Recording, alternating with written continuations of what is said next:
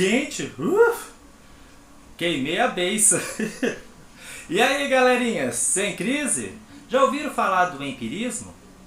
Não? Alguém já fez alguma pergunta dessa pra você? Você é igual São Tomé, só acredita vendo. Sim ou não? Então fique ligadinho na aula de hoje e roda a vinheta!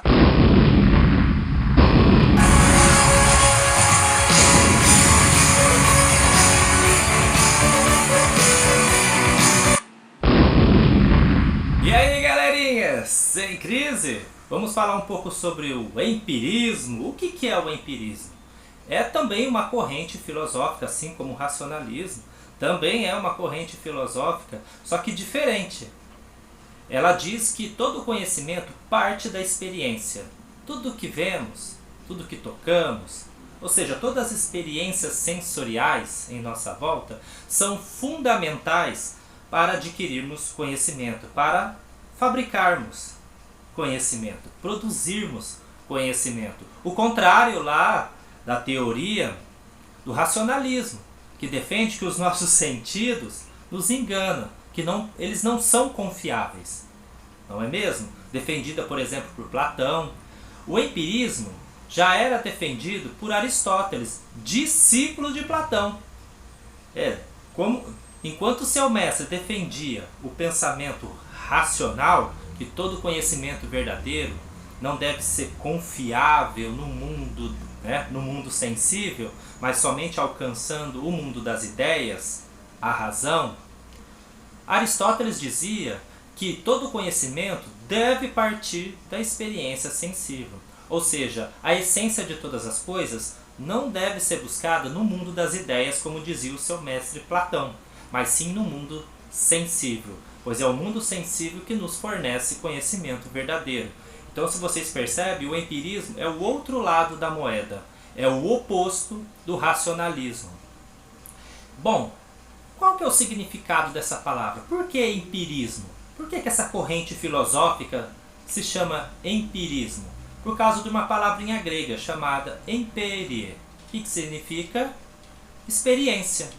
Todo o conhecimento que provém aí da experiência.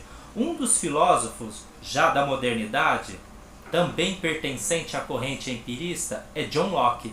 Tanto é que ele tem uma frase assim: o homem nasce uma tábula rasa. Mas o que significa esse negócio de tábula rasa? É como se fosse um papel em branco. Nós não nascemos com nenhum conhecimento pronto, nenhumas noções de conhecimento, como defende a teoria inatista, que é pertencente ao racionalismo. Caso você não tenha assistido a aula sobre o racionalismo, clica no card aqui de cima e faça uma análise entre o empirismo, e o racionalismo. Fecha aspas. Voltando aqui à nossa explicação, John Locke defendia que para que eu possa pensar numa cadeira, fazer uma reflexão sobre qualquer objeto, aqui vamos pegar a cadeira, Para que eu possa pensar numa cadeira, antes eu preciso ter tido uma experiência com cadeira, sensorial com uma cadeira. Que tipo de experiência sensorial? Eu tenho que ter ou visto uma cadeira, ou eu tenho que ter sentado em uma cadeira, pelo menos alguém tenha que ter feito uma descrição sobre essa cadeira, para que eu possa pensá-la. Eu não posso pensar num objeto sem antes ter tido uma experiência sensível com ele. Ou eu ter visto, ou eu ter escutado, ou eu ter tocado. Ou seja, algum tipo de experiência eu preciso ter primeiro. Então a experiência, ela vem antes do pensamento. Eu só penso naquilo que antes eu tive uma experiência. Eu só posso pensar em algo que eu tive contato pelos meus sentidos, seja auditivo, seja visual, seja o tato, seja o paladar. Todos os meus 5 sentidos são confiáveis se eu utilizar da maneira correta para adquirir conhecimento. Então vocês percebem? O empirismo, ele defende a experiência. não uma crença incondicional à razão. Um outro filósofo também que defende o método empírico, mais um empirista, é o famoso Francis Bacon, o conhecido aí como Chico Toicinho. Pois é, segundo ele, todo conhecimento também deve partir da experiência. Tanto é que o método científico dele é conhecido como método indutivista, ou seja, um método indutivo, um conhecimento adquirido pela indução. Como que isso funciona? O método indutivo, ele é um método empírico. Vou explicar como que funciona esse método. O método indutivo parte dos fatos particulares para nós chegarmos a uma lei geral. Como assim parte dos fatos particulares para se chegar a uma lei geral? Um exemplo, imagine um cientista, ele pegando uma vasilha com água e colocando no fogo e observando. Todas as vezes que a água chega a 100 graus, ela começa a entrar em ebulição, começa a borbulhar, entrar em ebulição.